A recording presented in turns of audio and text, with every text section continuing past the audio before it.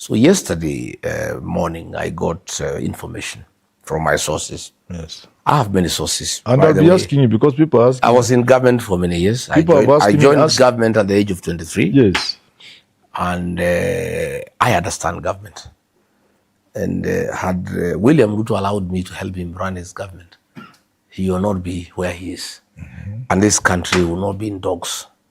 This country will be flourishing and there will be prosperity because I understand government. He doesn't.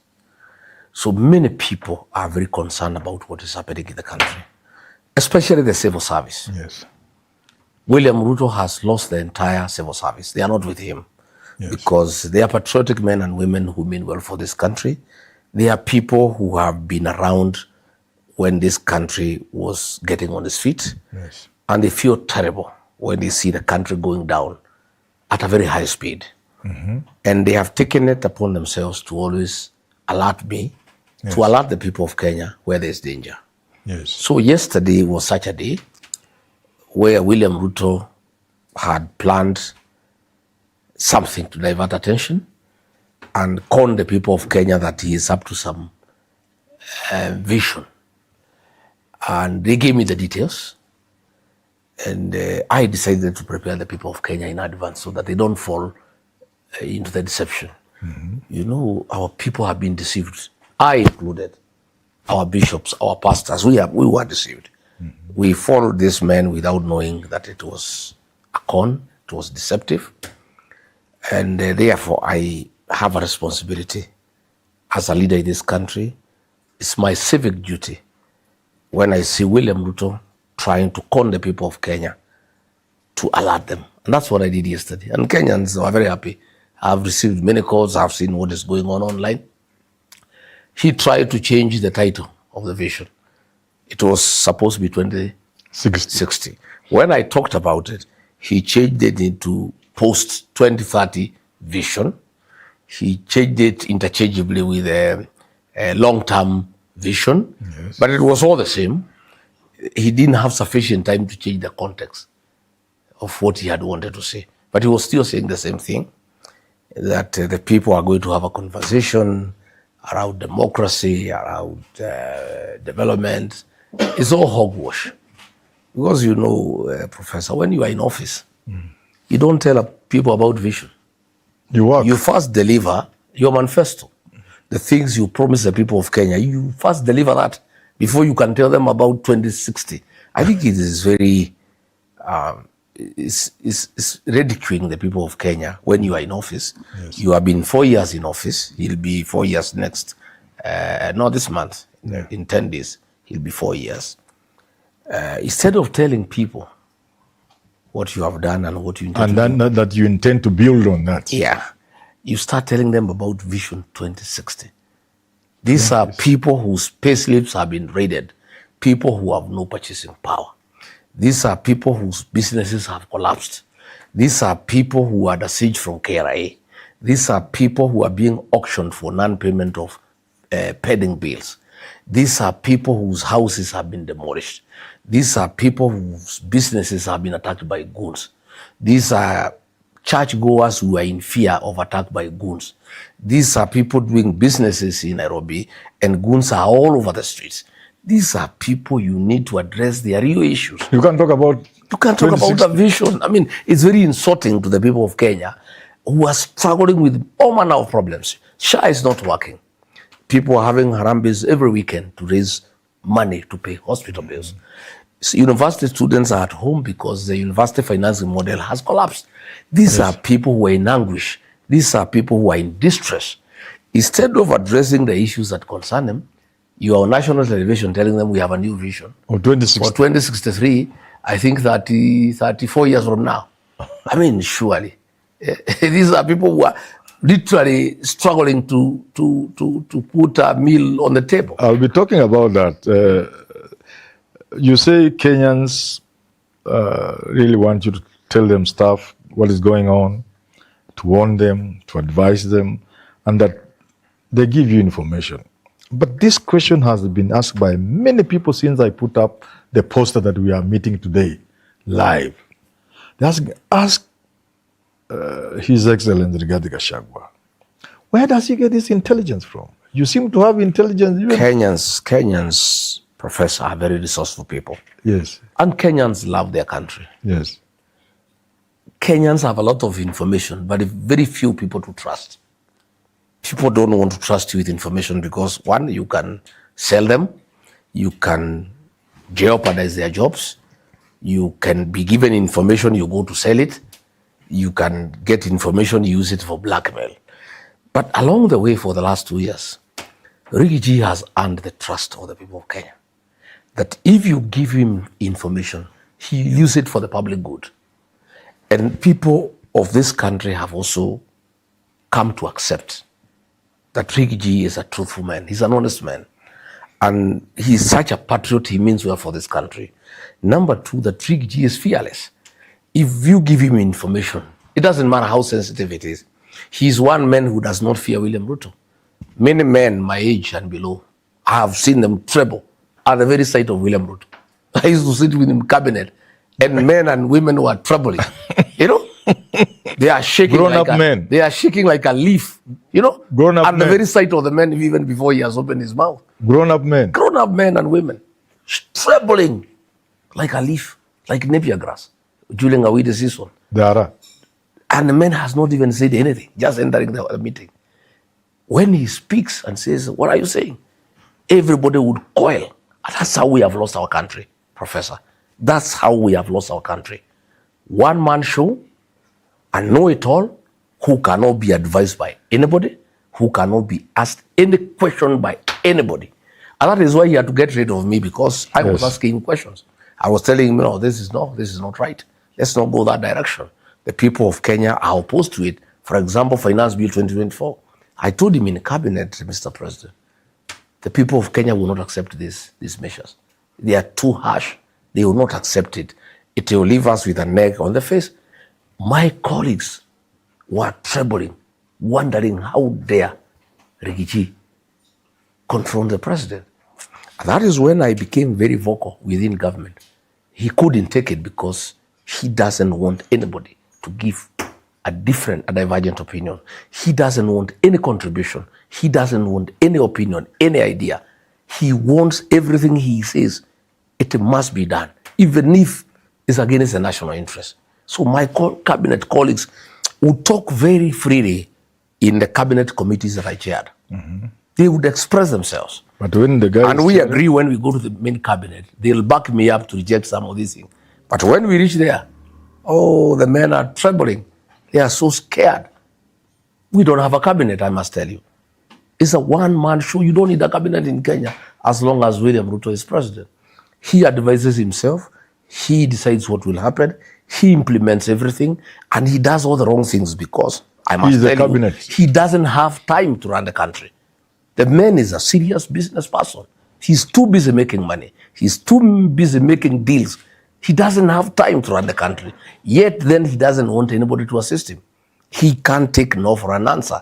He cannot take a divergent opinion. And that is how in 4 years, this country has sunk into a hole. That is the situation. So what has happened, Professor?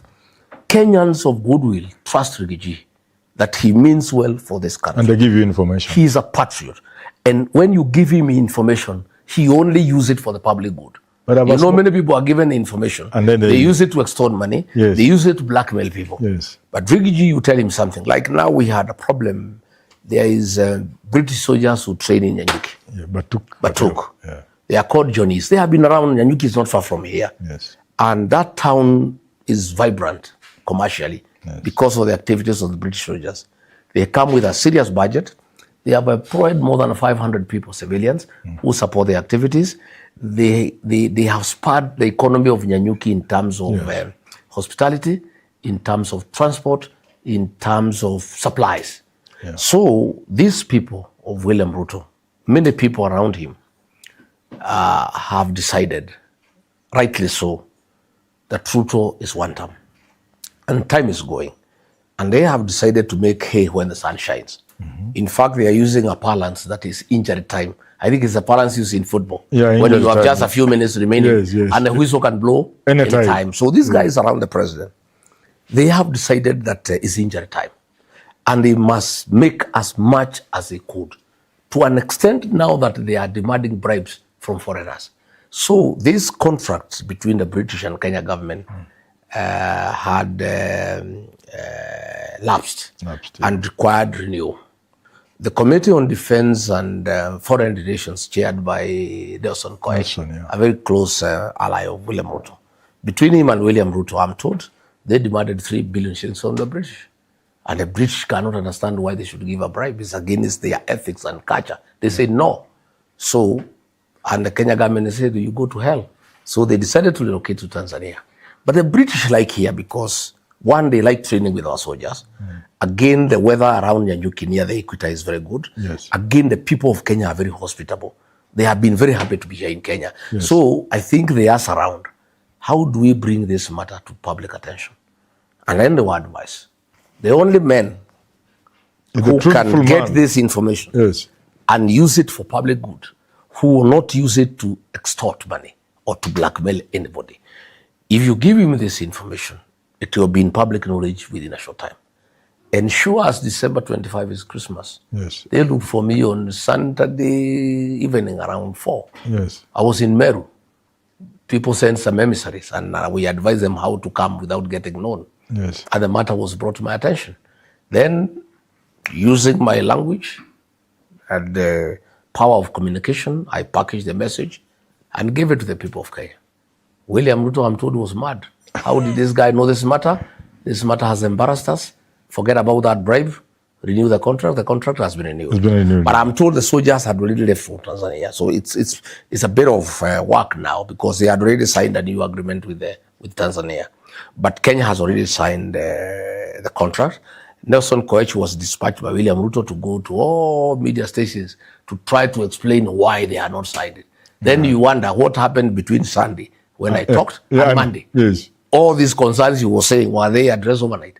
Which tells you, Rigathi was spot on. And I want to thank the informants. They gave me good information. And I've asked civil servants, I've asked police, I've asked National Intelligence Service, I've asked people working in prosecutors to preserve my credibility because it's good for this country.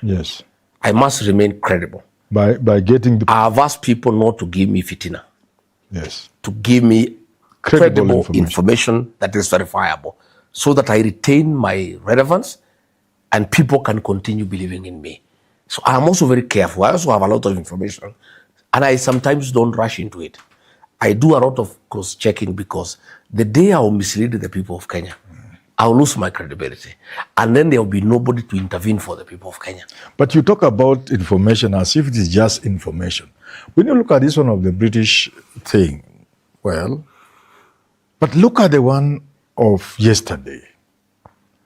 Getting that kind of information, that's not just ordinary information. No, it is not, but Rigathi is... That's very serious information. It can only come from the highest level. It came from his office, right inside. That's what I'm saying. Right, is that not worrying? Right inside State House. Is that not worrying? Right inside State House. People are very dissatisfied. For the record, officers of the Presidential Escort Unit have not been paid their allowances for the last 4 months. And that is dangerous for the president and the country. You cannot afford people guarding the president of the country when they are lamenting like other Kenyans. You know, when they are dissatisfied. There is a lot of dissatisfaction around the president. Officers who guard him are complaining. In fact, some were telling me, when you were deputy president, you used to intervene for us. We used to get our allowances on time. People who work in the president's presidential delivery service, they are complaining. They have no vehicles. They have no allowances. But why? Why? And the office was given extra location. The president is too busy to know what goes on. And he's not busy working for the country. He's busy working for himself. Again, of course, understandably so, the president has panicked. Information given to him by the National Security Council is that unless he performs a miracle, indications are he will be one term. That has been given to him. He has done polls, scientific opinion polls with reputable international firms, and he is 17–18%. And as a sitting president, it cannot get better, it can only get worse. So we have a president who has panicked, who is fearful of being removed as president in one term. And therefore, he's making very irrational decisions. And again, he is being held hostage by all manner of characters who purport that they can help him. And because he's desperate, he allows people to do crazy things. Like now, what happened when I was attacked at Witima ACK Church in January. A member of parliament from this area and his wife had wanted me assassinated, thinking that if I am killed, William Ruto's problem in the mountain will be over. The problem would have multiplied 100 times if I was assassinated. But he has lost control. In Olkalau, he ordered that woman from Ranga to leave Olkalau. She refused. And there is nothing he can do. He is held hostage by a few members of parliament, a few cabinet secretaries who control the security sector, the fake deputy president. They hold him hostage. The man doesn't know what to do. In fact, I'm told this thing of yesterday, the Vision 2016, he was not for it. So when it backfired, he was up in arms. So he is a man who is desperate for a second term, is a man who has lost control. Nothing is working in the country. He is also too busy looking for money to sustain his campaign, to an extent that the country is gliding to a halt. You know, that is the situation we are in. You have said something about opinion polls from inside, from intelligence and so on and so forth.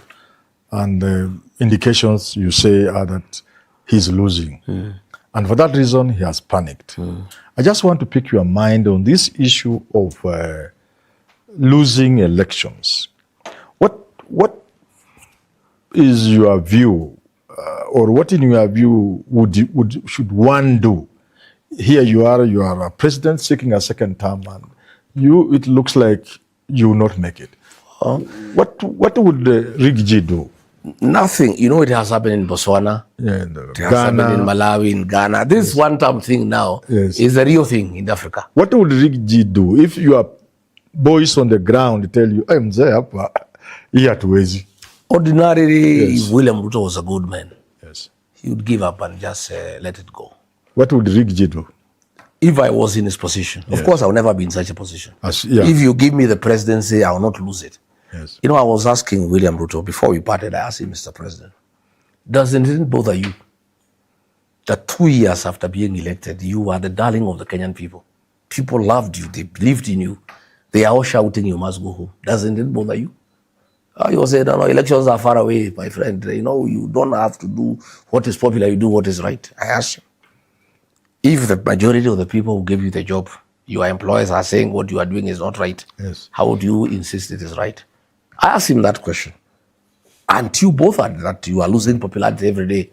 Because we started losing popularity when I was with him. Yes. After 1 year, because one of lies, you know, cheating people. You go and commission a road that has no budget. And you know, before you reach Nairobi, the excavators and the lorries have followed you to Nairobi. And people started getting very irritated. And I told him, boss, we are losing it. We are promising too much that is not doable. Was that a strategy? Yeah, I say, according to him, it was a good strategy. But I advised him, because it was my job, a constitutional duty to advise him, that we are losing it.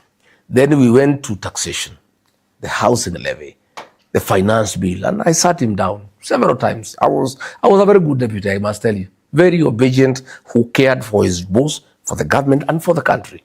And I sat him down, I said, boss, there is too much grumbling, and there is too much dissatisfaction, and it's becoming agitation, and it's not good for us, for the country.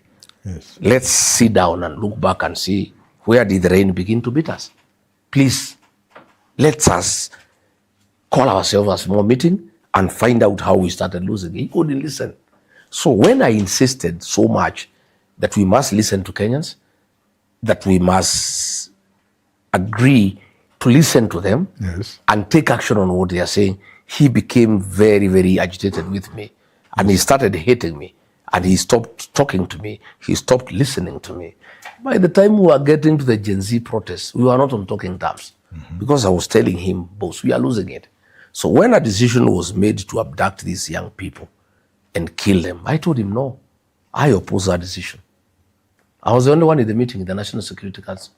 Everybody else could not talk. They fear. I was the only man bold enough to say no. I am a parent. I am a father. I am a Christian. I also know the Constitution. These young people, the Gen Zs, have a point. Let's listen to them. I don't think abducting them and killing them will solve any problem. It will make it worse. And of course, he couldn't take it. You remember after the 25th June protests, 2024, when the young kids stormed Parliament, and he issued a press conference at 9. He called them all manner of names. Yeah. He said they are treasoners, they are criminals, they'll be hunted down up and down. The following day, again, it's all known protocols. At the risk of looking insubordinating, yes, I called a press conference and said, I don't agree with the president. These are not criminals, these are our sons and daughters. And I think they have a point they need to be listened to. By that time, our relationship had deteriorated. Why didn't you resign? Why should I? He had not given me the job. I was given by the people of Kenya.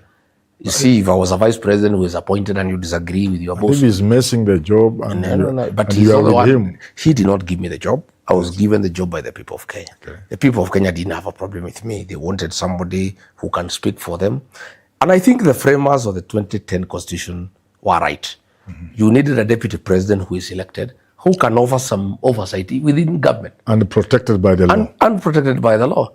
And he could not take advice. How long do you think it would have taken to sack you if it had been under the old constitution? No, he would have sacked me from the first day. He did just helping him to win. He was just using me to win. He's a user. You would not have finished a year? No, I don't think so. He had a problem with me from day one. Because one, he hates the truth. Yes. Number two, he doesn't want anybody around him who has an opinion. He doesn't want anybody around him who thinks.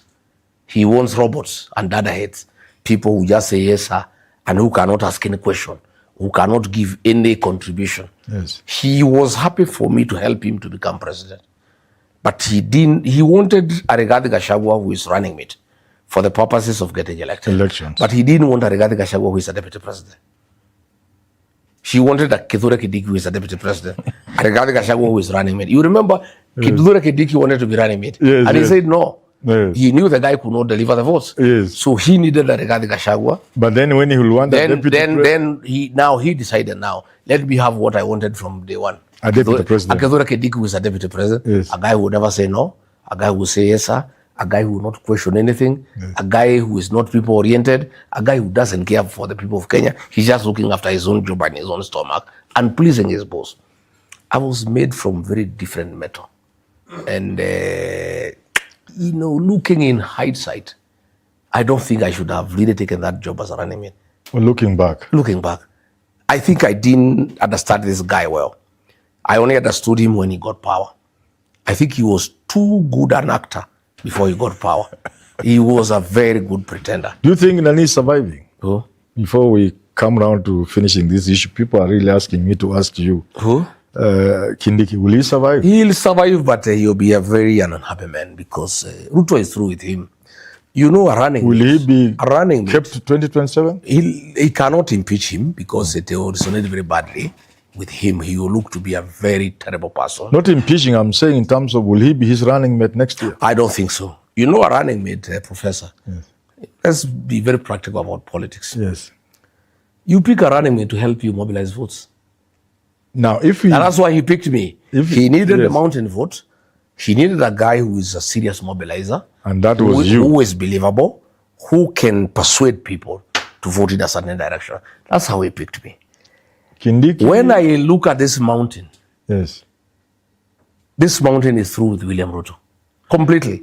He cannot get 2%. So are you saying even if he were to remove Kindiki as running mate for next session, whatever, next election, and he will antagonize the mountain to the point the mountain is already antagonized. Whatever little he was going to get will disappear. The mountain is already antagonized. Are you telling me he cannot pick, say, Anwar Iguru, the gender card? Let me tell you, Professor. Or pick, I've heard people like, you have mentioned people like GK. Let me tell you, Professor. MP Fondia.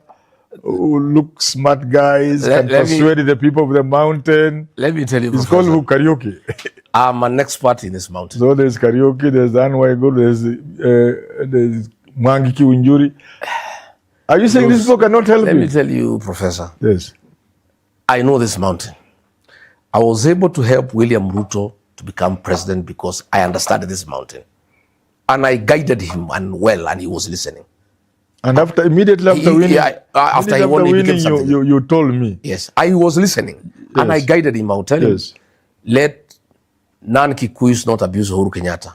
The Kikuyus don't want one of their own to be abused by outsiders. Yes. And he would restrain Oscar Sudi, he would restrain Murkomen and himself. Yes. He would leave us to deal with Uhuru Kenyatta. Yes.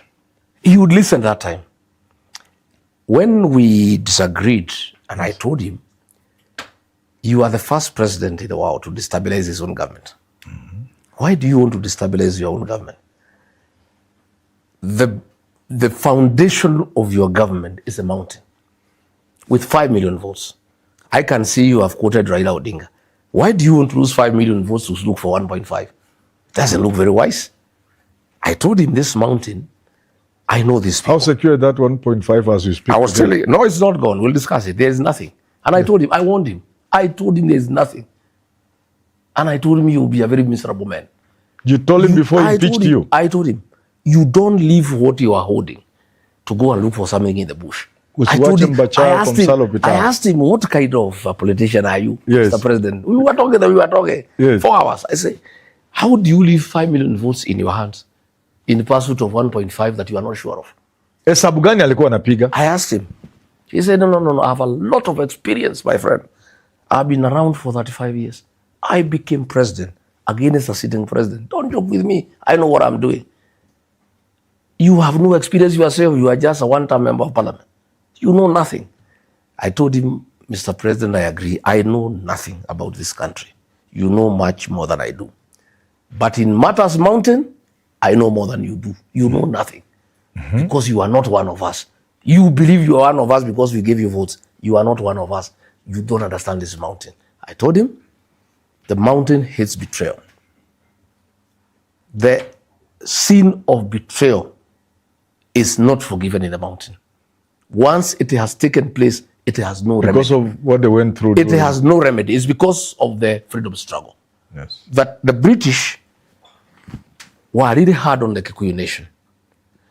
But the British would have been dealt with within a year. But it became impossible to deal with them because of betrayers. From inside. The collaborators from inside. Because they are the ones who knew the valleys and the caves and who is who. So the Kikuyu nation was really brutalized by the British settlers because of betrayers. And the people of the mountain hated betrayal. It has never left them. It's part of their DNA. And I told William Ruto, my friend, you yourself, William Ruto, you are a beneficiary of the mountain's district for betrayal. Mm-hmm.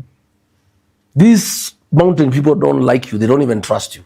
But the fact that they think you are betrayed by Uhuru Kenyatta, and since they hate betrayal, they'll punish Uhuru Kenyatta and make you president. Not because they like you, not because they believe in you, but because they hate betrayal. And they don't like injustice. And they don't like somebody being mistreated for whatever it is worth. So these Kikuyus, these Merus, these Embus, decided to make you president to tell Uhuru Kenyatta, no, betrayal is unacceptable among our people. Now, so I told him, if they punished Uhuru Kenyatta their own for betraying the son of another who is not their own, now if you betray their own and you are not one of them, they will punish you 10 times. I told him that we are talking. He said, no, I'll take the consequences. He told you he will take the consequences. I said, I'll take the consequences. I said, my friend, I know these people. Don't destabilize your government. Don't destabilize your government. If you think I'm asking too many questions, just be patient the way Uhuru Kenyatta was patient with you for 10 years. For another 3 years, then you can change me and bring somebody else. But if you betray the mountain, you will not have peace for the remainder of your presidency. And this mountain will make you one term. He said, don't threaten me. That is blackmail. I said, it's not.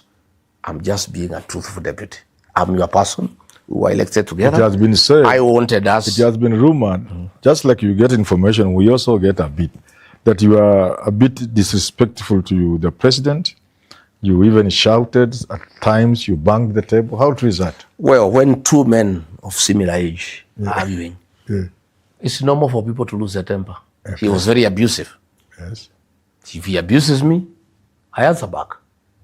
In any case, he was elected, I was elected. We were elected, both of us. And my vote made him president. Is a vote he should have respected. And I was not being rude to him, I was just being truthful. Telling him, look here, hey, we were elected by Kenyans. They are losing faith in us. We'll be in trouble in another 3 years. Please, let's listen to them. Let's not kill children. Let's not abduct children. Let's not have extrajudicial killings. We promise people will not do demolitions and evictions. We are doing it. Please, let's not do it. We are overtaxing people. We need to let people have business. He couldn't take it. So I advised him, but he had been advised by some other people. Today, I'm sure he regrets. He was told, among the mountain people, crown ikitoka kwa kichwa ni mabati. These people of the mountain don't respect the person. They respect the position. Once he is removed as deputy president, he will not even be invited in federal committees. That is what he was told. He was told like that? Yeah, and he believed it because he doesn't know No, he doesn't know our people. Yes. And when I was removed and there were no demonstrations, he confirmed. He thought it is true because ordinarily other communities would have been in the streets. Yes. But the mountain people are very different. When they are angry, they keep quiet. If they are too angry, they sing. They sing. That's what happened. They were in shock. Yes. But a man they trusted, they made him president. He made a commitment he would never humiliate his deputy. He has not only humiliated him, but removed him from office. Yet this man was the custodian of their interest in the government. And he has removed him. They were so shocked. It took like a week for them to internalize what had happened. Then the second week, they started getting angry. The third, fourth week, they started singing. The fifth week, they started saying Ruto must go in bus. The 6th week, songs started coming up. The anger kept on building, Then he added insult to injury. He started now sending goons to attack me in church. Mm-hmm. He started sending goons to attack me in meetings. The people got even more angrier because he was doing what the British were doing. Not just persecuting a community, but being physical. The British were very physical against the Kikuyu nation. Mm. And they hate physical. If there is something that is very demeaning to the Mount Kenya people, is when you go physical against them. Because it's total act of humiliation. It reminds them. It reminds them of that very bad past. Of the British struggle. And you know, like now the old people in Olkalau, the old people, 80 and 90, they were bribed, they could not listen. Because they were here during the fight for independence. They know betrayal. They know persecution. Talking of betrayal, Mheshimiwa, there are those who say Rigathi Gachagua has understood his community so well in matters of betrayal. He's now using that card to demonize other Mount Kenya leaders. Yeah. So that we have Moses Kuria, Kimani Ichung'wah, and the smaller ones like Wamombi and the rest. Let me tell you. And now you are using that card of betrayal. Not Professor. And you have tried to... I try to talk to those people. You are painting them as if they are devils. I try to talk to them as an elder. Yes. That you don't betray your people. They cannot take betrayal. Yes. During the colonial times, the collaborator was hated more than the British settler. That if a Mau Mau freedom fighter had one remaining bullet in his chamber, one, and he met a white soldier and a home guard, he would shoot the home guard. The Gati. Gati is home guard. Yes. It's Gati now in Kikuyu. Yes. You know, he shoot the home guard. He shoot the home guard. The home guard was more hated because he was one of their own. Then why are you making leaders from your community who may not agree with you, why are you making them that hated? It's not me. It is them who have betrayed their people. When William Ruto abuses the community and says they are tribalists, and traitors from the community are clapping, what do people feel? When Aden Duale says the Kikuyu nation are hyenas, and these people who are with Ruto say nothing, what do you think the community feels? I'm actually having a crisis myself. In fact, I've had 2 crises in matters politics since I went to politics. Yes. When I was being removed from office, William Ruto offered me all sorts of inducements to resign. And many of my friends and allies thought I should resign in honor so that I get my dignity and my perks. And others thought I should allow them to impeach me. It was a very difficult decision for me. Yes. It was very agonizing. I'm having a similar problem. I want everybody from the community to come back home to the DCP. But the community is saying no. The community is saying no, we don't want traitors. Anybody who removed from office, we don't want. Anybody who passed Finance Bill 2024, we don't want.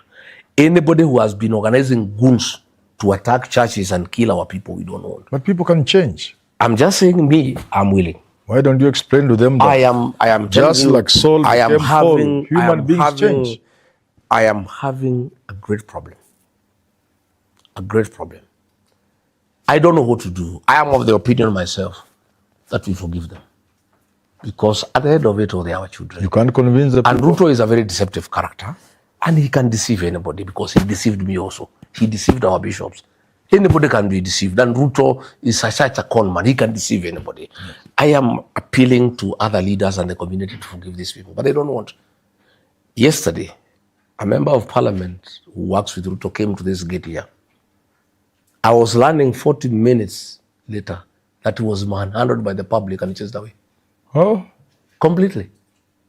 He was told not to get anywhere near this compound. I was just here. I did not know what was happening. I was learning later that a certain member of parliament from Laikipia had come to the gate wanting to see me. And the public, not my people or my security, the public who hangs around here. And they have now they are all over looking for traitors. Yes. Say these traitors now, because things are very bad, after yes. want to come, and we don't want them. I have called my team tomorrow night for a very candid conversation so that they can advise me what we do. I'll try to persuade them that for whatever it is worth, let's be magnanimous. For whatever it is worth, William Ruto is a deceptive character. He deceived me, Rigiji. I supported him, and I did not know he's that bad. So that he deceived the whole community. He deceived our bishops. He deceived our pastors. He can deceive anybody. That is my argument. If the community agreed with you and say, okay, we understand, you are our leader, you have told us, we shall receive them, okay. Now they come, and the DCP already has people on the ground who are doing DCP work and mobilizing, and they are good people.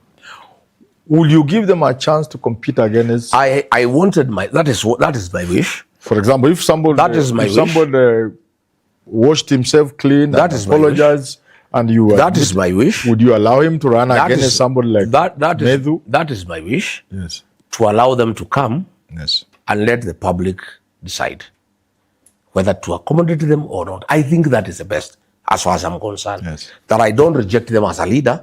I allow the public to reject them. The public is telling me, we don't want these people. And I'm telling the public, then why don't we allow you an opportunity during the nominations to pronounce yourself? They say, no, we don't want these people in our party. These are traitors. These are very bad people. They'll contaminate our region and our politics. We don't want to see them in our meetings. They are traitors. They have betrayed our community. They have embarrassed this community. They have allowed William Ruto to humiliate the community. They have allowed Aden Duale to call us hyenas. You know, they have allowed Kipchumba Murkomen to send goons and police to kill our children, to attack our churches, especially the attack on the Church of Christ. Yes. It's very painful to the people of this region because basically 99% of the people here are very serious Christians and they really, really respect the church. And the discrediting of the altar where goons and police stormed the church and attacked Christians is a very painful thing to this community, to a point that they are feeling that anybody associated with Ruto should not go anywhere near them. But I'm trying to persuade them and say, look here, good people, this William Ruto is a master in deception and lies and conman. Understand these people. Yeah, please, even me, your leader, he conned me. Understand and forgive them. He conned me myself. Mm-hmm. All our bishops were praying for him and singing for him. He conned our bishops. He conned our reverends. Even these characters, these MPs, please, they are also victims of deception. Yes. Let's give them a chance to redeem themselves. The public is saying, no, these people have caused us too much pain. In the interest of time, let's talk about Olkalau briefly. Olkalau was big. I should say extremely big. What magic did you play? Nothing, no magic. And what lessons do you think this country can learn from Olkalau? No magic in Olkalau. I did not even step there. Yes. I knew the outcome. But it can't be 87%, surely. No, I knew. You've been in this fact, country. It would have been higher if William Ruto had Rigathi not sent Gachagua, police. Mheshimiwa, you have been in this country, you have witnessed elections.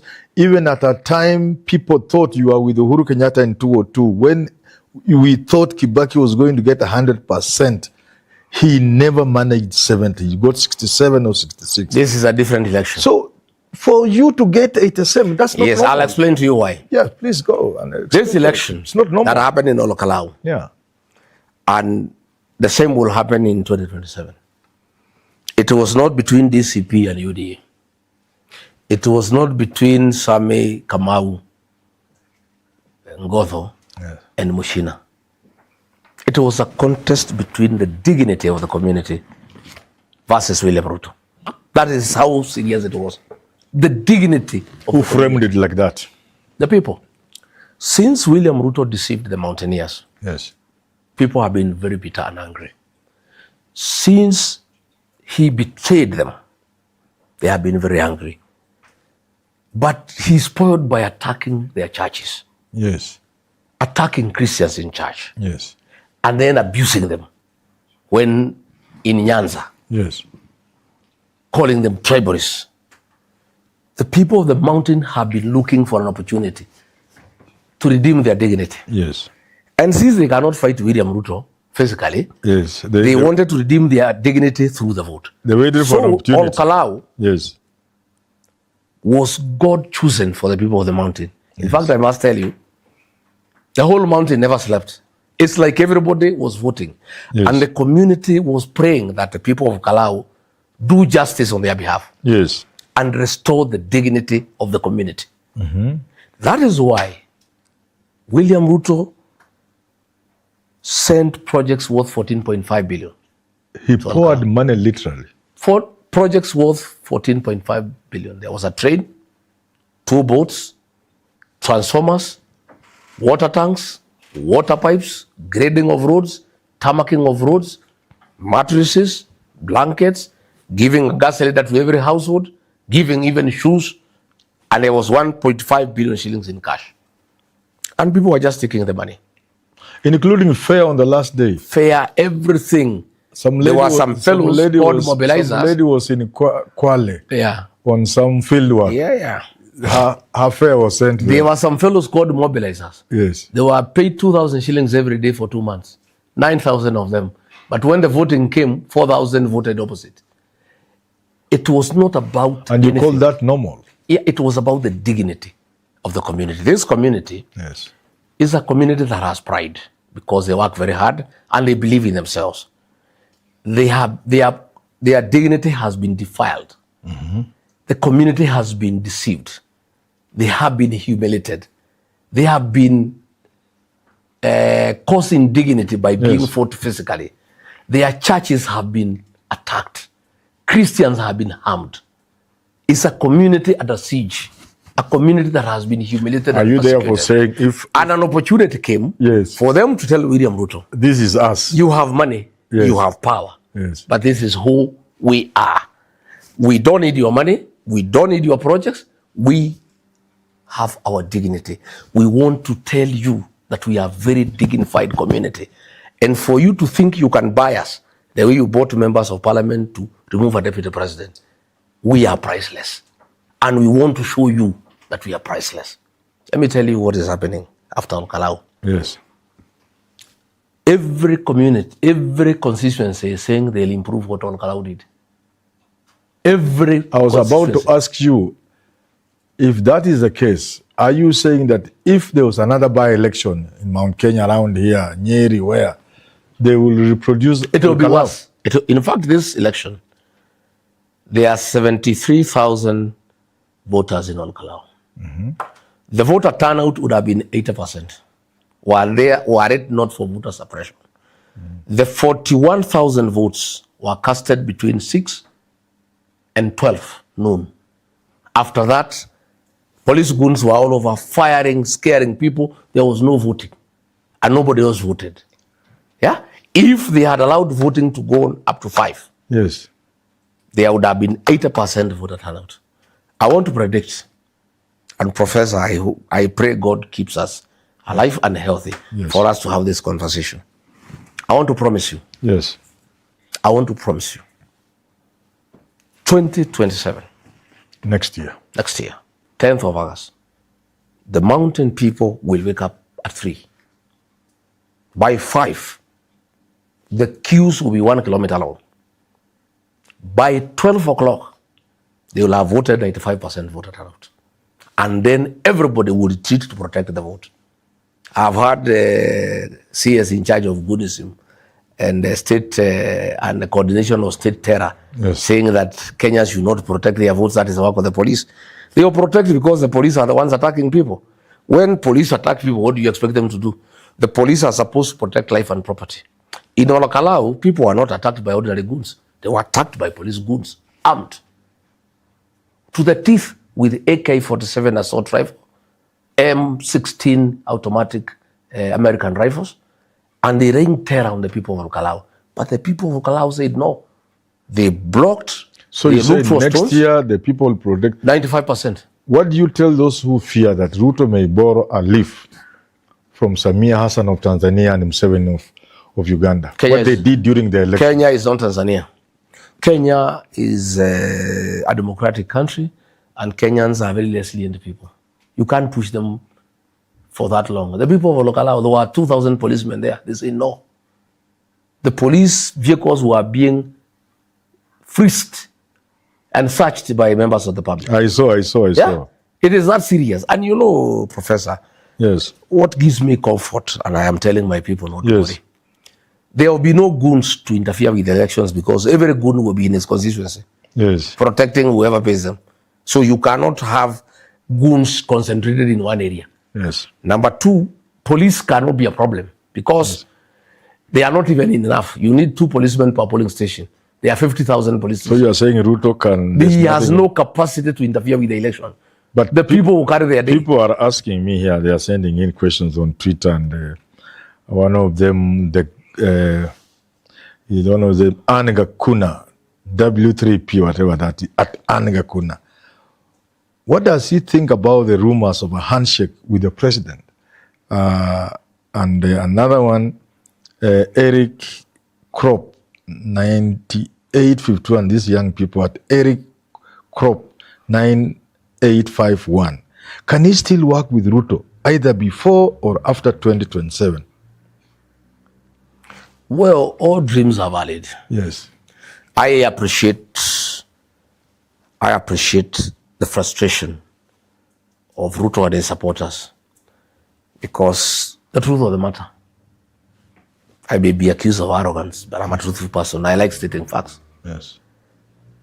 The constitutional provision for 50+1, looking at our population, our demographics, yes, the net effect is that you cannot be president without support of the mountain. Yes. And since the 2010 constitution, all those who have become president, they have become president through the support of the mountain. Uhuru Kenyatta and William Ruto. Ruto has lost the support of the mountain. I persuaded him not to touch the mountain. He touched it. Akaguza mlima. Akaguza mlima. Na nilikuwa nimemwambia. Akajaribu kuambiwa na watu usiguze mlima. Akaguza. Na nimeona mlima hapa. Ikateleza. Yes. This mountain is gone and gone forever. In this community here, leaders don't tell people what to do. It is the people who tell the leaders what to do. If today I shook hands with William Ruto, that's the end of my political career. The people will not follow you. They will not. You follow the people.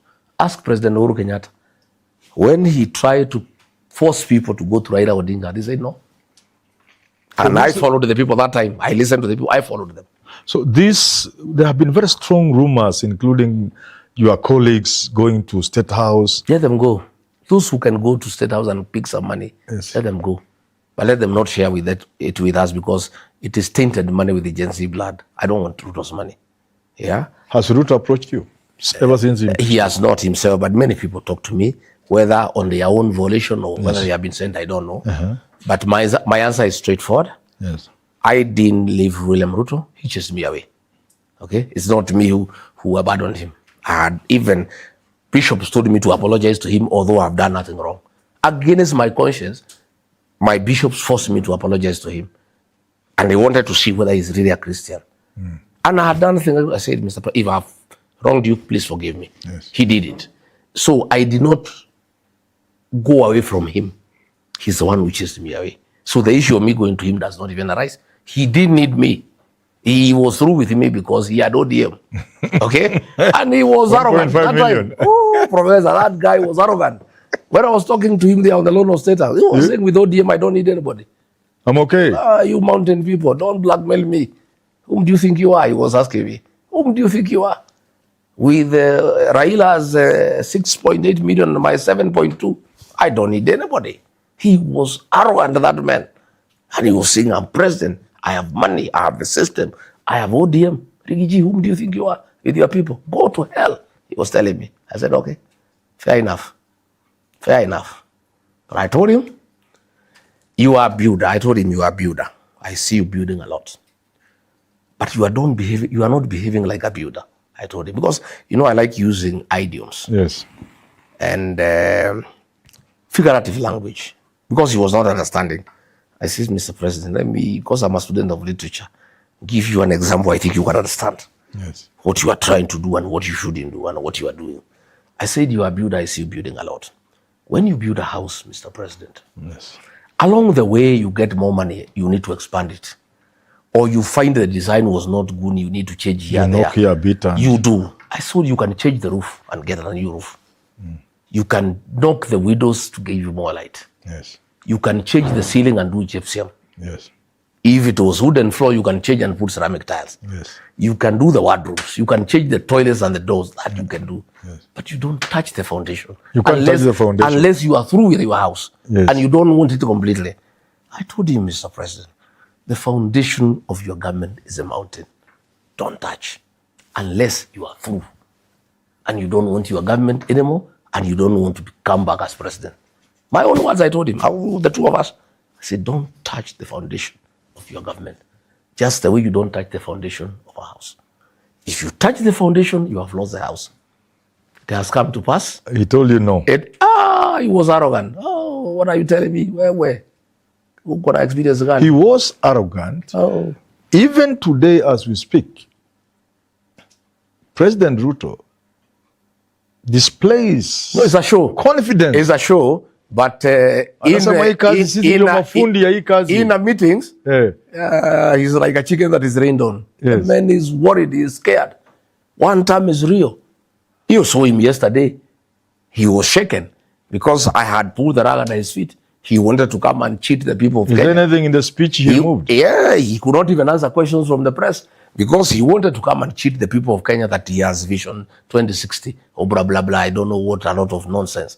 And I said, don't cheat the people of Kenya. You told them you have Hustler versus Dynasty. You don't talk about it anymore. People realized it was a con. You wanted to mobilize the poor against the rich in your support. Yes. You came and said you have bottom-up economic transformation. It has collapsed. You said you have Hustler Fund. You gave people 500 shillings to start business. It has collapsed. You came around, you said you lift people from the bottom of the pyramid to up. You have lifted nobody. You don't talk about Mama Boga anymore. You don't talk about Boda Boda anymore. Then when it collapsed, he's coming up with a vision. When it came up, then you came about Singapore. Yes. Kenyans told you off. They told you it's a lie. Now, after all that has failed, you want to come and call Kenya about Vision 2060. So I called him out. I say the people of Kenya, don't listen to this man. It is deception. Let's be a little more. Let him deal with the real issues affecting the people of Kenya. Let's be a little, just for a minute, a little very serious about this Vision 2060 the president talked about yesterday. He says we have built the foundation of our democracy. In short, to say we are doing well with our democracy and we can now do with the development. What is your take on this, this dichotomy? These people seem to say, let's focus on development, let's ignore politics. And Kwame Nkrumah told us, seek ye first the political kingdom. I think the president... What is your take on the two? I think the President William Ruto, yes, for having conned Kenyans and getting elected as president through fraud, because it was fraudulent. Yes. You know, when you cheat people, you can do this and that, and you have no capacity of doing it. And because Kenyans, in his view, are foolish, he still believes they are that foolish, that he can come and say that our democracy has succeeded. Where? When you have abducted young children for speaking out, yes, that is not democracy. When you have carried out extrajudicial killings, that is not democracy. Yes. When you have captured parliament and the Senate, yes, that is not democracy. He has killed all institutions of governance and oversight institutions. Yes. When meetings of the opposition are disrupted by goons and police, there is no democracy in this country. In fact, if there is one area William Ruto has failed, it's in matters democracy. How can he say that we have succeeded in democracy and we need to do some other things? That is where we are performing very badly. The man is a very serious dictator. And I'm shocked the other day Oburu Odinga, who for many years with his late brother, the Right Honorable Raila Odinga, the father of democracy in this country, shocked Kenyans the other day when he was saying that Ruto need to be a benevolent dictator. A dictator is a dictator, whether benevolent or not. So what he was saying yesterday is just trying to deceive the people of Kenya once more. Yes. But the good news is that Kenyans can see through him. By the way, his trust deficit is so high. He has lost credibility. In fact, I am not even worried when Ruto says that he'll have a manifesto. Nobody can believe him. Because all the things he promised he has not done. Yes. Projects have stalled. He has gone ahead to destroy what he found working. Allow me to ask a question as you can, just so that you may continue. What if, between now and next elections, Ruto fulfills, this is a question I've been asking for a long time, what if he fulfills some of the promises? What will the opposition do? What if he does the Rironi-Mau Summit Road? What if he uses this, what he called it what? There will be that conversation that they are launching on 12th. I think it's Wednesday the other week. What if he used that conclave, if we use Raila's name? Professor. How about if he used that to come up with relief for Kenyans? There is no... Like knock down housing, say no, it's not possible. We don't want housing levy. Well, sure, we shall manage. Nothing can work. Will you be He is on his last budget. Will you be left hanging? It is not possible, Professor. Yes. He is on his last budget. Yes. It's not possible to do anything in the remaining 1 year. I'm saying, no, but supposing he did. It's not supposing it because you seem to be banking so much. It cannot happen, Professor. You seem to be banking so much on Ruto not fulfilling. It cannot. Supposing he does. It cannot. Can he revive the Gen Zs he killed? Oh no, that is a little different, of course. He cannot revive the Gen Zs. Yes. Can he heal the wounds of those who are abducted and tortured? No, of course not. You can seek for the issues. Let me tell you, Professor, the issue is not even the hardware. Yes. It's the software. The social interventions. Can he fix the health system? He discarded a system that was working called NHIF that required some little calibration. Here and there. With some little money to make it work. He removed it to fund corruption. He brought SHA so that they can steal 104 billion shillings. SHA is not working. Kenyans want social things. Education. Free primary education of Mwai Kibaki. He's not able to fund it. There's no money. Free day secondary. Supposing he now says from today onwards. Where the budget has already been approved, the money is not there. Where will the money come from? Only a few days ago, the president has said that university education is going to be free. But that is just saying, Professor, that is just saying. Where is the money in the budget to support that? Supposing he can get some money. It's just another lie. You know, this guy, Mr. 6 months, he like postponing solutions, even when they are not feasible. Even this thing he said that university education will be free. It will be funded by what? We have the budgetary estimates for education. It is not provided. Where will the money come from? So what we are saying is this: the issue of the dignity of the payslip. He raided the payslip because of useless things like the housing program. Kenyans don't need government to build them houses. Kenyans want government to give services: water, electricity, roads, drainage, improve the economy, sewage, security, and improve the economy. They'll build their own houses. Moi Kibaki, the greatest president of our time, never did a housing program. But he did most houses than any other government that has happened. What did he do? He opened up the bypasses, put roads, water, electricity, sewage, drainage. The houses came up on their own through the private sector. In any case, this housing program, Professor, President has killed contractors, people who used to do houses for a living. Now they are doing it. They are doing nothing. It's being done by government. It's being done by government. And these houses, people are paying for them, and they are using government land. And people have paid taxes. Then they are sold to other people. So if he stopped taxing people, you would give a relief to the payslip. And these are the things we are ourselves giving an undertaking to the people of Kenya, that will stop this housing nonsense. So there are things you'll do. And Ruto has been saying you have no agenda. In fact, Matayo Abdul is telling me, ask Honorable Gachagua to tell Kenyans on your podcast, what else can he do for Kenyans apart from talking about Ruto from Monday to Monday? What we can do for Kenya is first removing Ruto, because he is Kenya's problem. I mean, with the fact that he is Kenya's problem. So what we can do for Kenya, first and foremost, before we can do anything else, is deal with the problem. Once we do away with the problem, the problem is we restore the dignity of the payslip. We do away with the housing levy. We do away with unnecessary taxation. Then we do away with the unnecessary spending, where you are spending 17 billion shillings in State House to bribe voters. You know, that is the money that we shall use for development. We restore security in the country. We do away with the goonism. We make the National Police Service professional to provide security for the Kenyan people.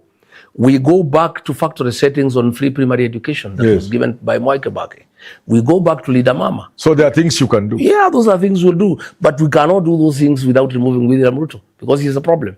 That is why... But in order to remove William Ruto, Atinyeke Olwendo is asking, can he support Kalonzo Sifuna as presidential candidate in the next election? Yes, I can. I have made it very clear that we, in the United Opposition, are very clear in our mind that Ruto needs to go to save this country. Because he is the greatest existential threat to this republic.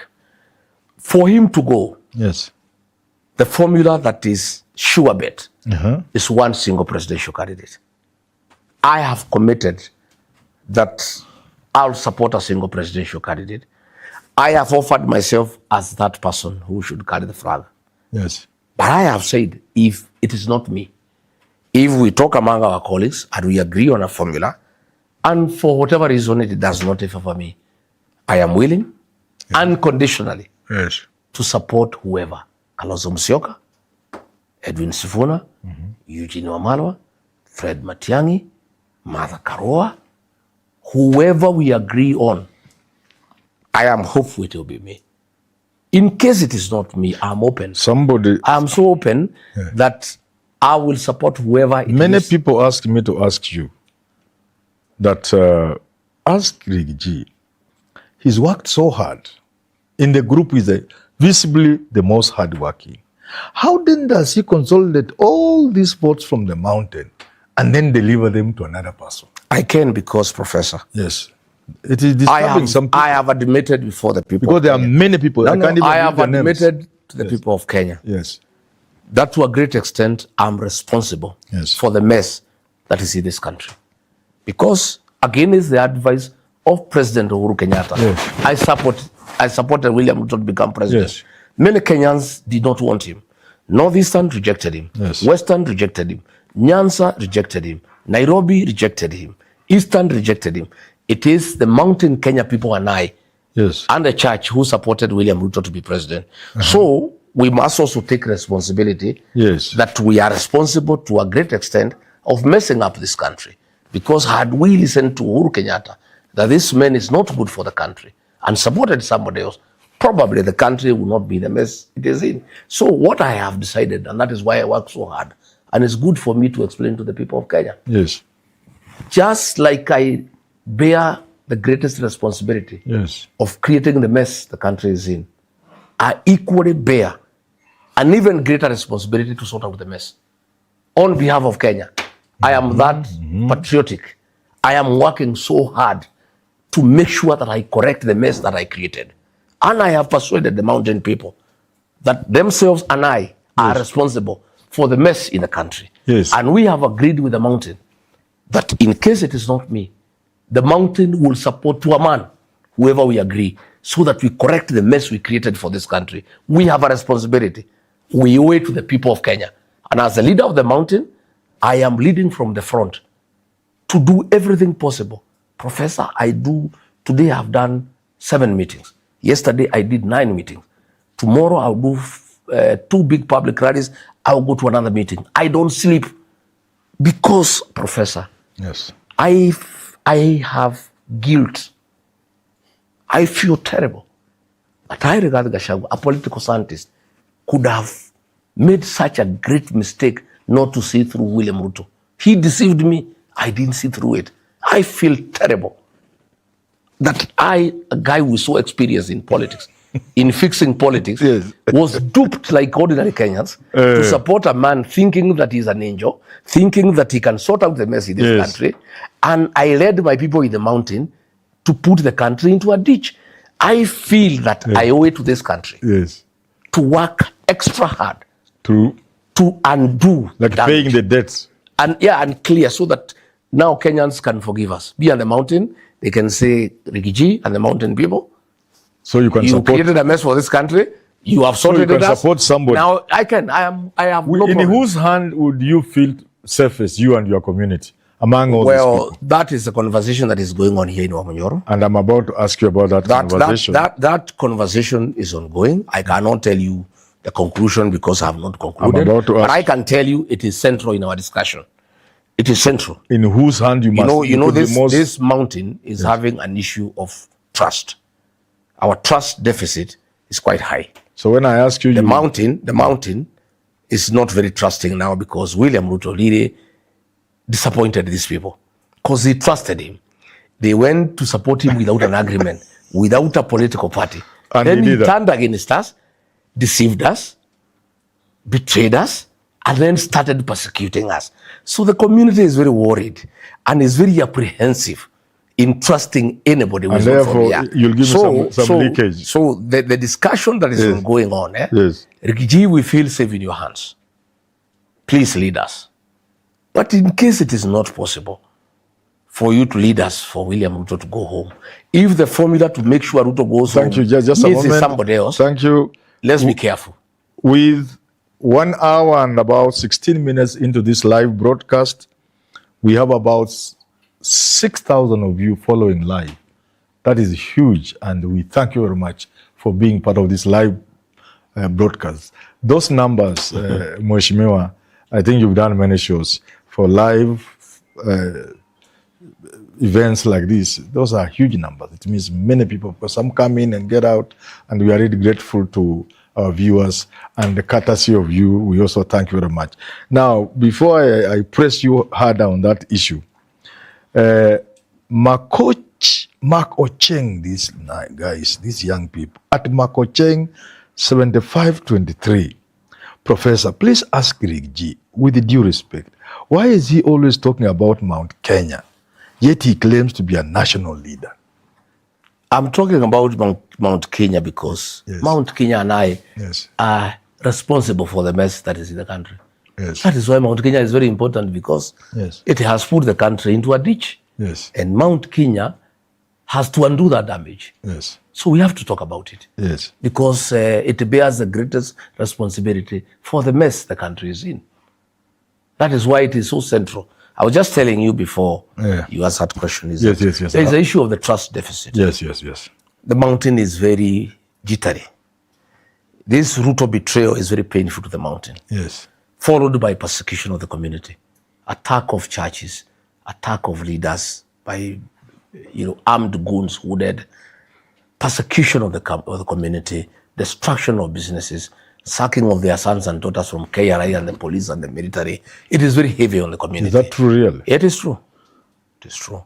So there is the issue of the trust deficit, but they are also realistic enough that we cannot make it alone.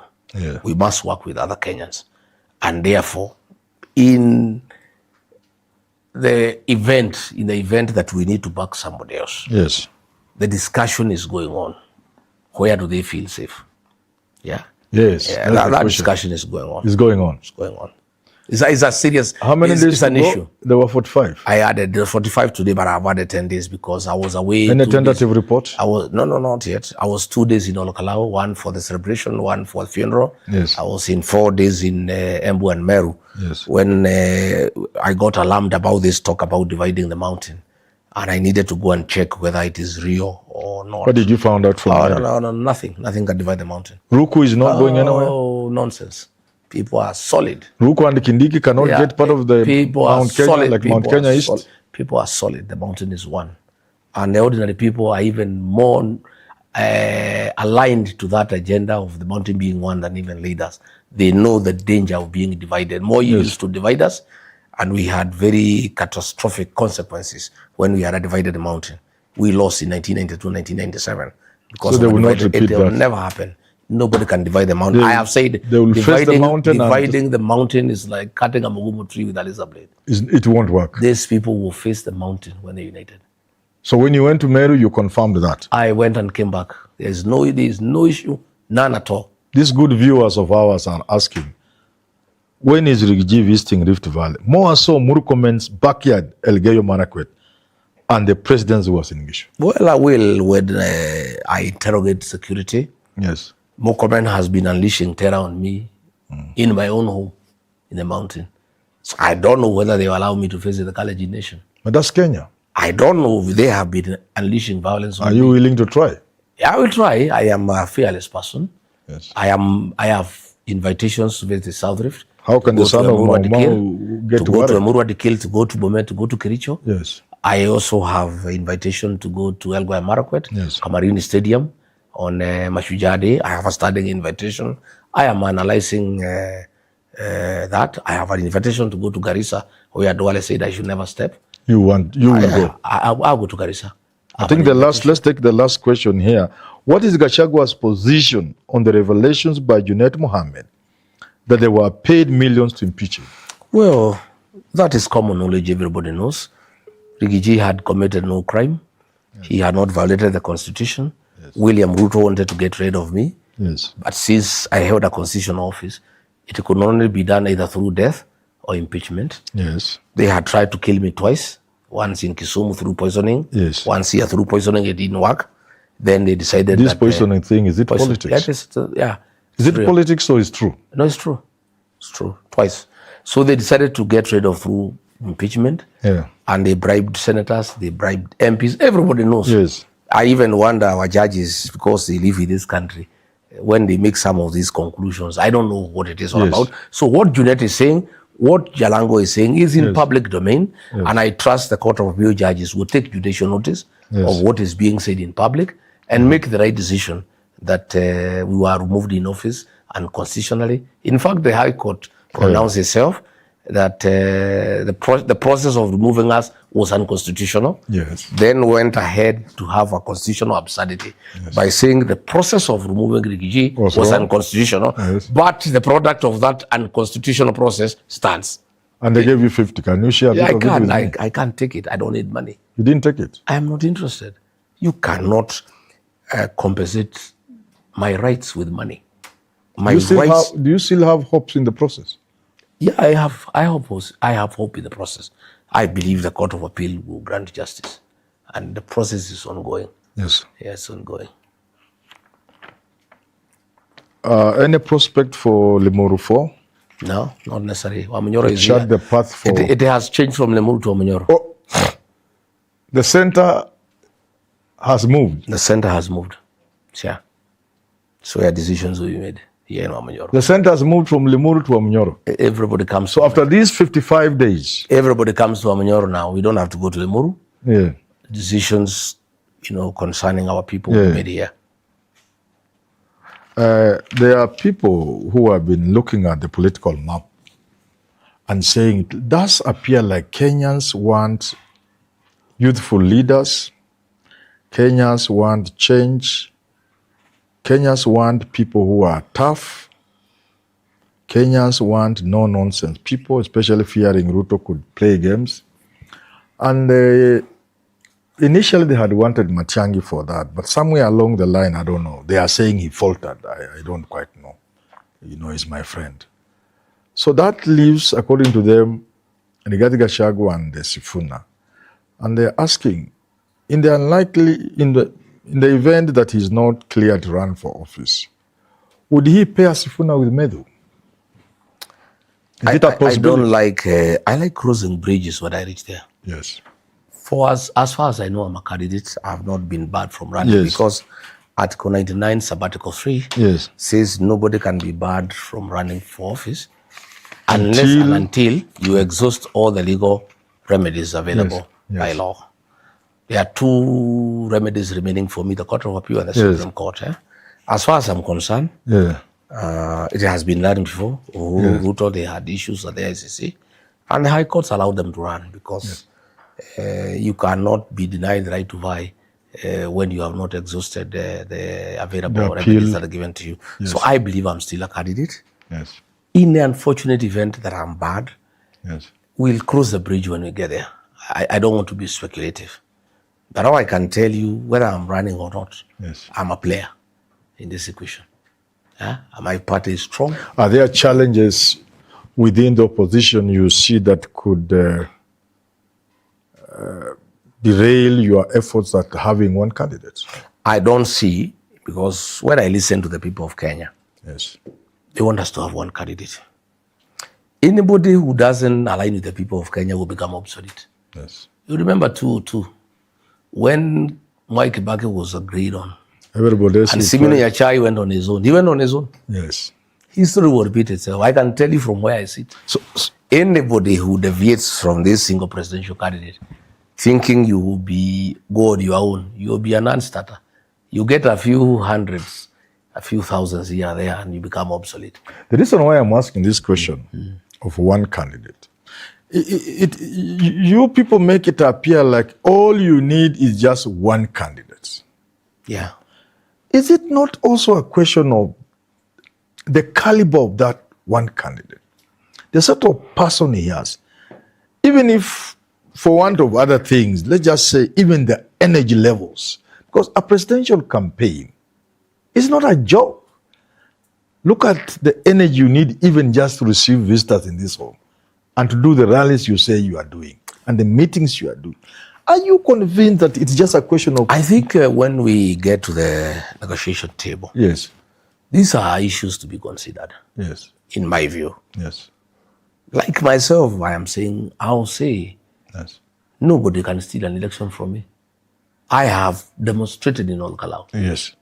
It was stolen in Malaba. It was stolen in Bere. It was stolen in Emurua. But where I had a candidate, my own candidate, I was able to stop it. We'll be able to argue before our colleagues. Before your colleagues. The capacity to mobilize resources. But you would agree with me. It's an important factor. The quality of the candidate. Even removing a sitting president is not a walk in the park. That is why we are calling on everybody to put in hard work. Everybody must put hard work. There is no shortcut to hard work. There must be. And there is no replacement for effort. And that is why, on my end, I am putting a lot of effort. I'm working hard. And I want to say I'm pleased that Kenyans have noted I work hard. Yes. Because I can see on online. Yes. Kenyans are saying, Rigi works hard. Yes. And you want everybody to work hard. So I'm happy that Kenyans acknowledge my commitment to this struggle, to liberate this country. My commitment, my ability, my capacity. I work hard. I work like a young man. I'm 62 years. Oh. But even my young guys, sometimes they ask me to slow down. We go for a break. Yeah. I say there's no break. Let's continue. Yes, removing Ruto is a non-stop 24/7. So You cannot go on break, because if you falter a little, the guy will come back. Yes. And my concern and my worry, Yes. and I've told my supporters, if you look the extent to which this guy is going, Yes. the level of impunity, when he needs votes, Yes. what if he comes back and he doesn't need votes? He'll kill all of us. Yes. At least now he's a little bit hesitant Yes. to harm us. If he went for a second term, he'll harm us. If he is attacking churches when he wants votes, a man who wants votes, Professor, is And attacking the church of Christ. Yes. What if he doesn't need votes? What will happen to this country? If a man who needs votes has unleashed goons to terrorize Kenyans, what if he doesn't need votes? 5 years. If a man who needs votes is selling public assets without caring, what if he comes back and doesn't need votes? If a man who needs votes is getting on top of a vehicle and abusing communities, what if he doesn't need votes? This man will be a terror. There will be no country. And therefore, he'll take everything from everybody. view that he he'll must be take our stopped. land and our women. he must be stopped. He must be stopped. Because when you look at the level of impunity, Yes. the man is a daredevil. Yes. How does a man who needs votes rain terror on Christians inside church? And he doesn't care. He sends people inside church to attack them, and he needs votes. A man who needs votes sends askaris and policemen to beat voters in a by-election, and he needs votes next year. A man who needs votes is getting everything stolen. Does that speak to his courage and confidence, or lack of proper understanding? Whom he is. A guy is whom he is. He is not able to restrain himself. His appetite for public land is insatiable. He is not able to restrain himself even when he needs votes. His appetite for sale of public facets is insatiable. He's not able to restrain himself even when he needs votes.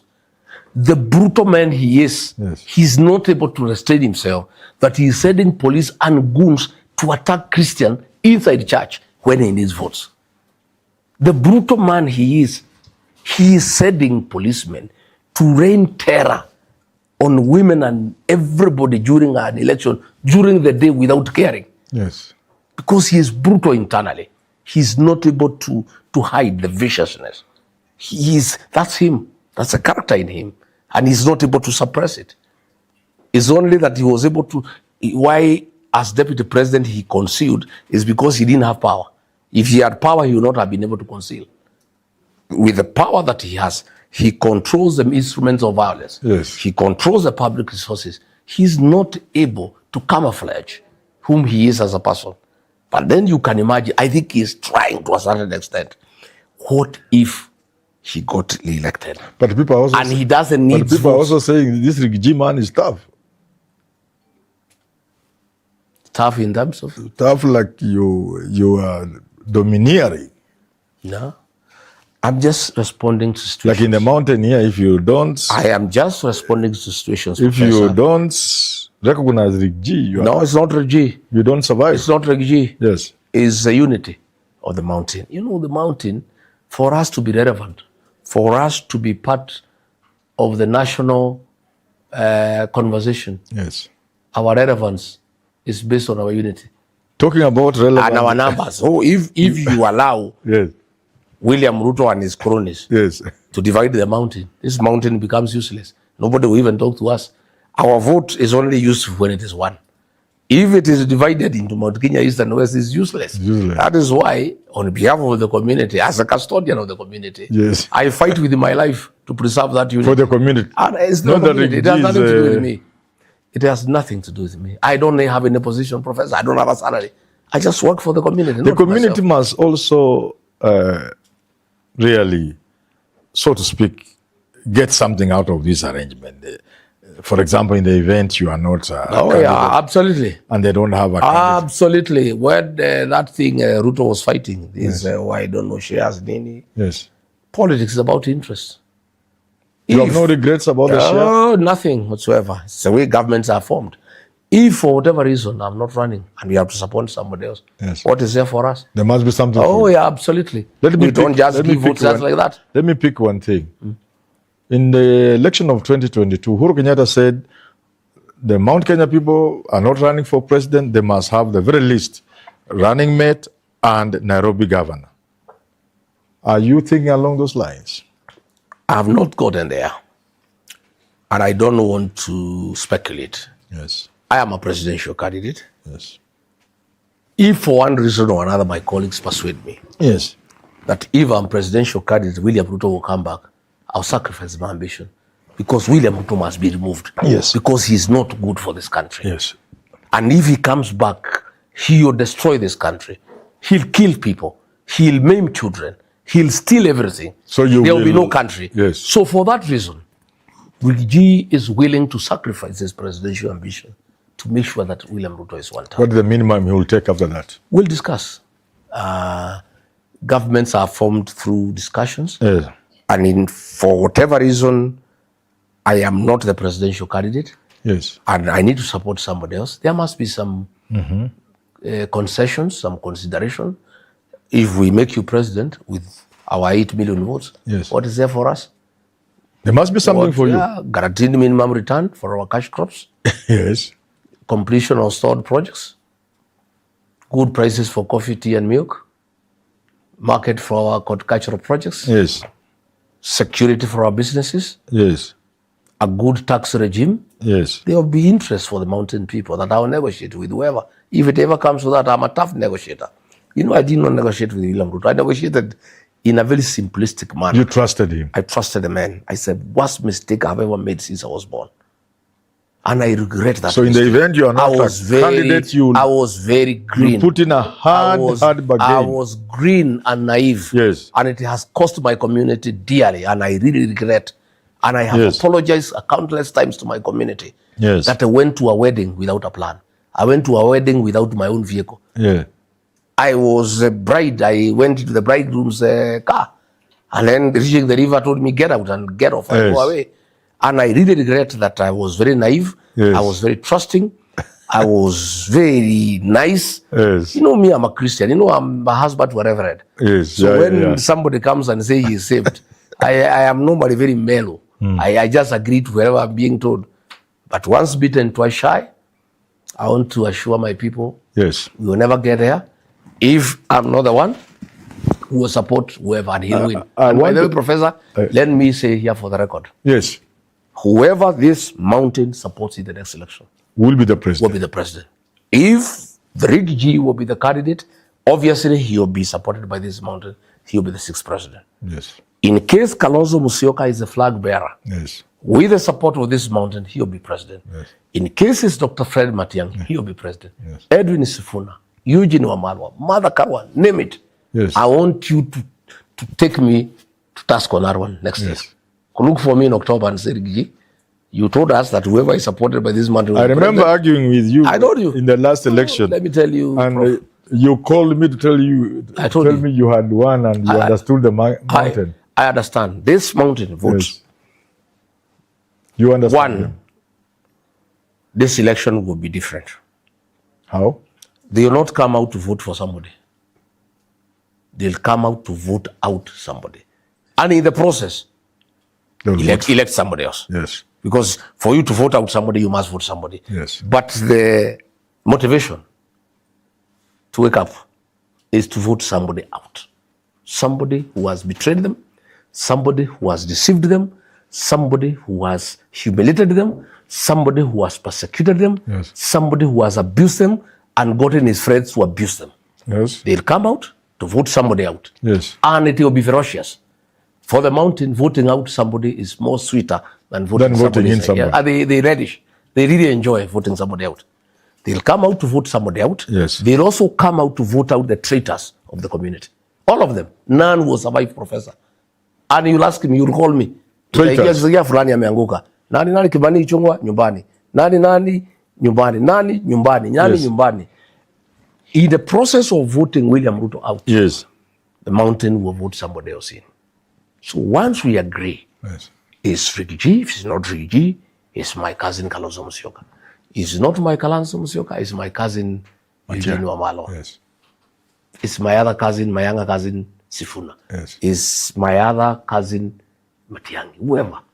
And it doesn't have to be cousins. Even if it is agreed, it's our in-laws from the Ma. Even if it is whoever. Once we have agreed, and we'll agree. Because among my colleagues, when we sit, something comes out. We all look at things differently, by the way. We disagree on many issues. Yes. But there's one issue we all agree, and there is no dispute, and there is no argument. Yes. That everybody must agree we shall have one single presidential candidate. And all the players have committed that if it's not me, I'll support whoever it is. And that is why I'm happy. That's why I'm even not bothered. Even when people don't see us together, we don't have to be seen together because that commitment is there. And from where I sit, yes, with my little experience, yes, I have persuaded my colleagues, and I believe I'm right, that the only way to win this election is to consolidate regional blocks. And then we put them together. Then we put them together. Then we urge the payslip holders. We urge the agencies. We want to beat this guy by a margin of 6 to 7 million so that he doesn't even have to go to the Supreme Court, And if everybody can consolidate, and I'm very happy with what is happening in Western Kenya last weekend. I was very happy. Okay. And I really called Sifuna. I said, my younger brother, my cousin, A1, continue. Consolidate Western. Consolidate Nyanza. I have consolidated the mountain and the Ma and Nairobi. That's what I'm consolidating myself. Yes. I'm consolidating the mountain, Nairobi, and the Ma. And you have found me working on the Ma. And I'm doing well. I without praising myself, I think I'm doing quite well. And the result in Olokalao was a reflection that we are doing well. Is the Western Front doing well? Yeah, they have started well. The vibes are good because I was in Western. And people wanted to see Rigathi because they associate Rigathi with the change that they desire. Yes. They were very happy to see me. I could see their one term. Yes. But the leaders there had not put their act together to do political consolidation. Does Mudavadi with the Wetangula and the Paranya and perhaps somebody, do they have what it takes to stop this new wave in Western? Nothing is unstoppable. I was in this wave. Yes. I know Western a little. In 2002, I was personal assistant President Uhuru Kenyatta. Yes. And Musalia Mudavadi was with the opposition. Then he was persuaded by Moi to cross over to Kanu. Yes. He was appointed vice president. He could not stop the wave that was in Western. He was removed by Reverend. He even lost his seat in Sabatia. Yeah, as vice Reverend, president. yes. In 2007, Mude Awoli lost his seat. Correct. Because of not being with the people. The mood I saw in 2002, because I was in Western with Musalia and Uhuru Kenyatta campaigning. Yes. What I saw there 4 weeks ago is worse. The wave is bigger than it was in 2002. Where Musalia or Paranya, they cannot stop that wave. Talking of waves, we have half a second, I'm told. In that half a minute, let's make it half a minute.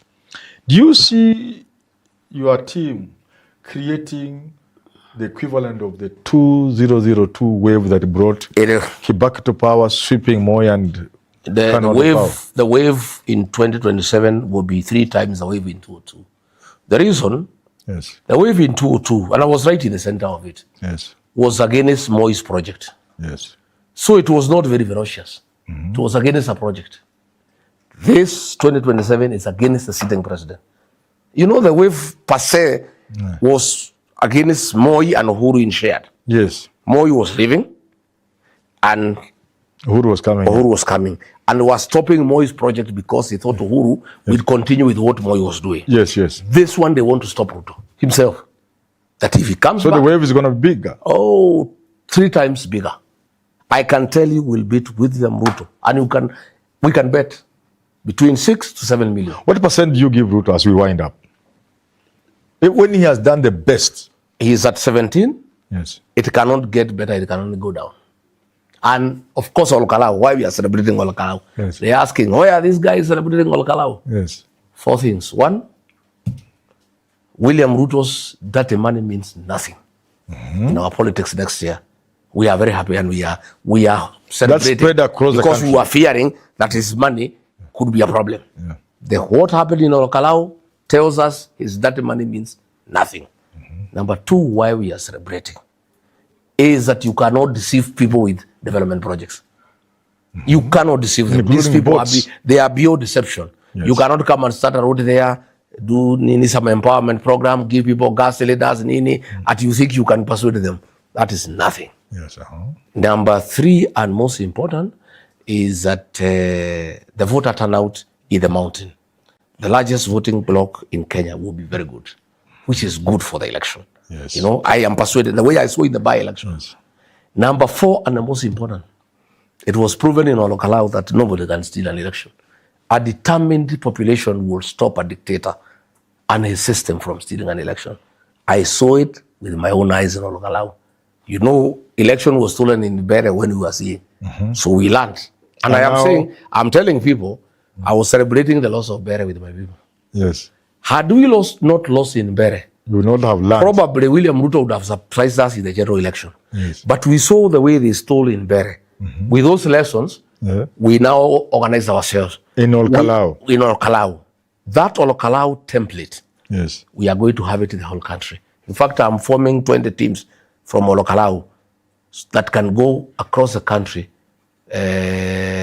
being trainers of trainers on how to protect an election. And we are also inviting our colleagues to send people to benchmark in Olkalau. I have 20 teams of 10 each. They will be able to go. And I've told my colleagues where you need people to come. And they are saying, send us teams. Yes. We want to do things the Olkalau style. How do you protect an election from being stolen? That's why they are saying we are celebrating every day. Oh, one win. Why are they celebrating? We are not just celebrating the win. The win is not part of it. It's the implication. So you are saying Ruto should be worried? He should be worried. He should be preparing on how to go home. Mheshimiwa Rigathi Gachagua. Yes, and Professor.